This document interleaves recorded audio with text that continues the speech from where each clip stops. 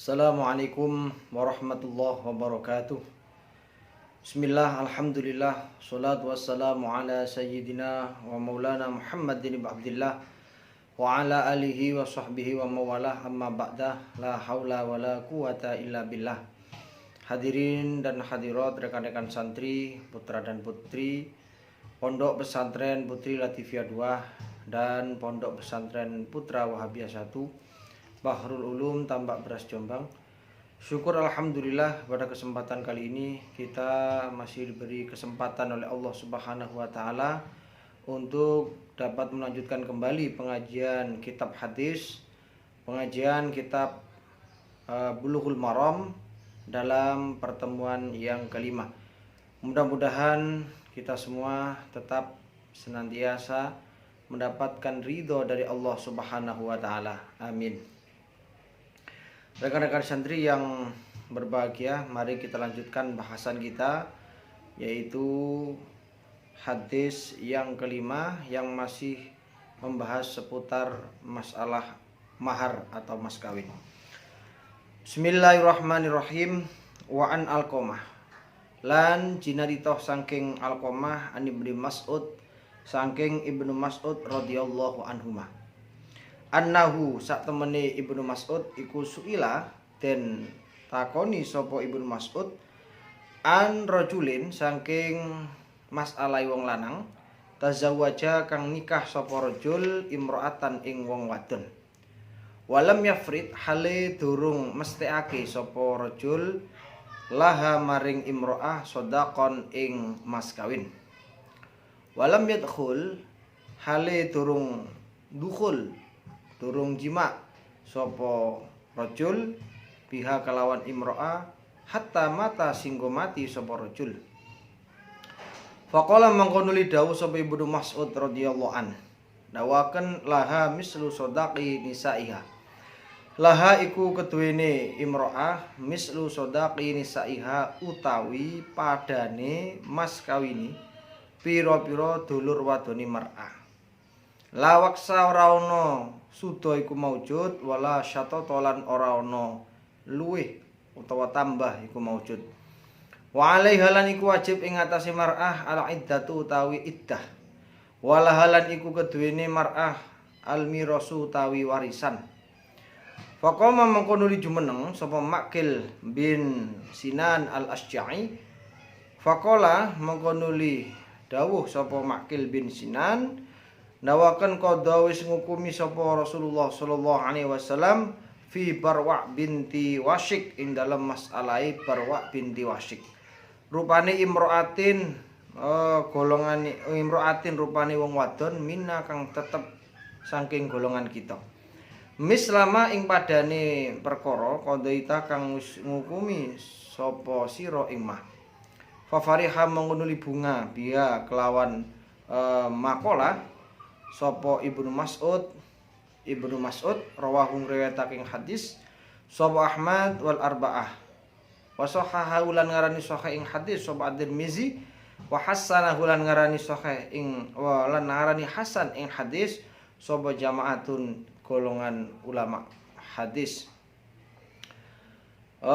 Baiklah rekan-rekan santri, kita terjemahkan secara tekstual dulu bahwasanya hadis yang kelima ini diceritakan dari Alqamah dari Ibnu Mas'ud, bahwasanya beliau pernah ditanya tentang masalahnya orang laki-laki yang telah menikah dengan seorang wanita yang belum pernah menentukan mas kawin dan juga belum pernah mengumpuli istrinya sampai tiba saatnya dia meninggal.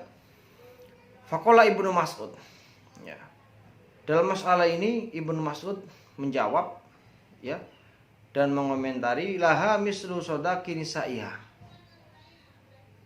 Dalam masalah ini seorang perempuan yang ditinggal mati oleh suaminya yang belum ada ketentuan mahar dan belum pernah dikumpuli suaminya, dia berhak menerima mahar misil, mahar yang sepadan dengan saudara-saudara perempuannya.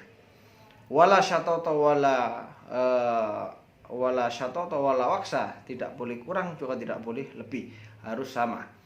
Wa alaiha al-iddah wala hal miros, perempuan yang seperti ini juga wajib menjalani masa iddah dan dia berhak mendapatkan harta waris, ya, harta waris, harta pusakanya dari seorang suami.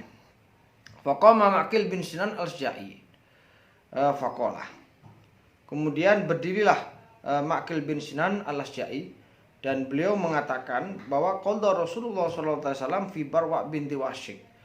Rasulullah sallallahu alaihi wasallam ini sudah pernah memberikan sebuah keputusan tentang masalah ini, ya, di dalam kasusnya Barwa binti Wasyik. Dan keputusan Rasulullah ini sesuai dengan apa yang Anda sampaikan. Ya, ini yang dimaksud Ibnu Mas'ud. Ya, jadi Ma'qil bin Sinan tadi mengatakan bahwa keputusan Anda itu sesuai dengan keputusan yang pernah disampaikan oleh Rasulullah.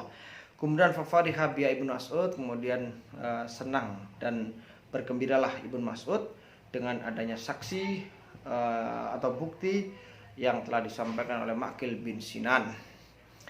Riwayat hadis ini diriwayatkan oleh Imam Ahmad, Arba'ah, dan ditasihkan oleh Imam Tirmidzi, serta disebut hadis hasan oleh segolongan ulama hadis. Kemudian kita lanjutkan pada makna hadis ini. Jadi makna secara global bahwasanya mayoritas ulama ini sepakat bahwa jika ada seorang wanita yang dinikahi oleh seorang laki-laki, ya, kemudian dia juga telah menentukan mas kawin, menentukan mahar dalam pernikahan. Kemudian seorang laki-laki ini tidak lama kemudian menceraikannya, ya, tidak menceraikannya. Hanya saja seorang atau istrinya ini belum pernah dikumpul. Ya, saya ulangi, mayoritas ulama ini sepakat jika ada kasus, ya, seorang wanita yang dinikahi oleh seorang laki-laki, ya, kemudian dia diceraikan, ya, diceraikan oleh suami tersebut. Kemudian masalahnya dia sudah dalam hal mas kawin itu sudah ditentukan, tetapi dia belum dikumpulinya. Kalau ada kasus seperti ini, maka wajib bagi suami untuk memberikan separuh dari mahar yang sudah ditentukan, ya. Jadi maharnya sudah ditentukan, ya, tapi dia belum pernah mengumpulinya, kemudian diceraikan wanita itu, maka dalam hal ini suami wajib memberikan mahar yang ditentukan dengan dikurangi separuh. Ya, hanya memberikan separuh saja. Ini kemudian mengomentari yang disampaikan dalam hadis itu, bahwa bagaimanakah solusi jika ada seorang wanita yang telah dinikahi oleh seorang laki-laki, ya, kemudian seorang laki-laki ini atau suami belum pernah menentukan berapa besaran atau nominal mas kawin, kemudian walam yadkhul, dia juga belum sempat mengumpulinya, dan dan suami itu keburu meninggal. Bagaimana status atau seorang wanita ini, seorang perempuan atau seorang istri yang ditinggal mati ini, bagaimana solusinya? Apakah dia tetap boleh, apakah dia masih berhak menerima mas kawin, menerima warisan, kemudian wajib menjalani masa iddah? Dalam permasalahan ini bukan tidak mungkin terjadi, ya, masalah yang disampaikan dalam hadis itu tidak menutup kemungkinan terjadi, sehingga perlu ada solusi, perlu ada jawaban yang bisa diterima oleh akal, ya. Dalam riwayat Abu Dawud disebutkan para sahabatnya Nabi itu berdebat selama 1 bulan membincangkan masalah ini, ya, membincangkan atau mempermasalahkan atau berdiskusi tentang masalah ini. Kemudian ditetapkan bahwa perempuan itu nanti berhak mendapatkan mahar misil. Nah, mahar misil itu apa? Mahar yang sepadan nominalnya dengan maharnya saudara-saudarinya, ya, dengan saudarinya istri sebut. Ya, saya ulangi, mahar misil itu adalah mahar yang sepadan nominalnya dengan mahar-maharnya saudara perempuannya istri. Kemudian perempuan itu juga wajib menjalani masa iddah. Masa iddahnya berapa? Karena dari tinggal mati oleh suaminya, maka iddahnya selama 4 bulan 10 hari. Kemudian dia juga berhak mendapatkan harta waris, ya, mendapatkan warisan dari harta seorang suami tadi. Kemudian dalam masalah ini, ketika disampaikan, diputuskan seperti itu, ada seorang laki-laki namanya Makil bin Sinan al-Asja'i. Ya, dia berdiri dan memberikan saksi bahwa keputusan ini pernah saya dengar, ya, dari Rasulullah SAW, bahwa ketika ada kasus seperti ini, maka keputusannya adalah sesuai dengan apa yang diputuskan oleh Imam Ibnu Mas'ud. Sehingga Ibnu Mas'ud sangat gembira sekali, sangat senang sekali, ternyata apa yang difatwakan tadi sesuai dengan yang pernah diputuskan oleh Rasulullah SAW. Kemudian tentang analisis hadis atau tahrirul lafzi, kosakata. Tadi ada lafadz laha. Laha itu ya kembalinya pada perempuan yang dinikahi tadi, atau perempuan yang ditinggal mati oleh suaminya. Kemudian mislu sodaqi nisaiha. Ini sama seperti yang saya sampaikan, yang dimaksud dalam mahar misil. Kemudian lafadz waksa itu kurang. Kemudian syatoto itulah artinya lebih. Kemudian al-iddah itu adalah wanita yang, ya, artinya itu wanita yang menunggu masa sucinya karena ditinggal mati oleh suaminya, yaitu 4 bulan 10 hari. Kemudian lafadz makil, yaitu makil adalah salah satu penakluk kota Mekah. Beliau mati syahid dalam perang Al-Hurrah, ya. Nama aslinya adalah Abu Muhammad. Kemudian Sinan dengan dibaca kasrah huruf sin.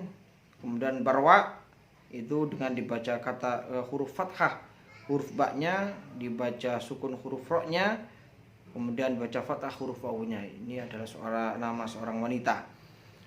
Kemudian tentang fikul hadis atau kandungan fikih di dalam hadis, sebagaimana yang telah disampaikan, bahwa jika ada seorang wanita yang ditinggal mati oleh suaminya, ya, dia belum pernah dikumpuli oleh suaminya dan mahar atau mas kawinnya juga belum ditentukan oleh suaminya, maka nanti dia berhak menerima mahar misil, ya. Kemudian dia juga nanti berhak untuk menerima harta warisan.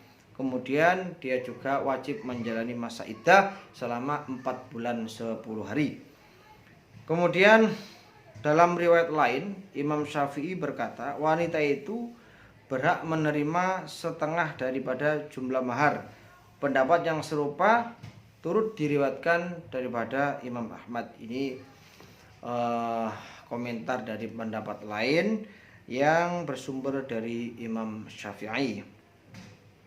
Dan banyak sekali khilafiyah atau pendapat-pendapat ulama, baik itu lintas madhab atau masih dalam satu madhab. Ya, tentunya semua itu bukan merupakan suatu hal yang buruk, tetapi justru perbedaan ulama di antara kalangan Syafi'iyah atau lintas madhab memberikan suatu kemudahan, ya, memberikan kelonggaran bagi umatnya Nabi Muhammad SAW, karena tidak menutup kemungkinan dalam satu keadaan itu tidak bisa kita menjalankan madhab Syafi'iyah, tetapi harus yang namanya intiqalul madhab. Jadi perbedaan pendapat bukan satu hal yang jelek, bukan satu hal yang buruk, justru merupakan satu rahmat, ya, dari Allah Subhanahu wa taala. Saya kira cukup sekian hadis yang kelima tadi. Mudah-mudahan apa yang saya sampaikan tadi ada guna manfaatnya fid dini wa dunya wal akhirah. Selamat belajar, mudah-mudahan kita senantiasa mendapatkan bimbingan, ya, selalu mendapatkan bimbingan, ya, mendapatkan petunjuk jalan yang diridhoi oleh Allah Subhanahu wa taala. Saya kira cukup sekian, akhirul kalam. Assalamualaikum warahmatullahi wabarakatuh.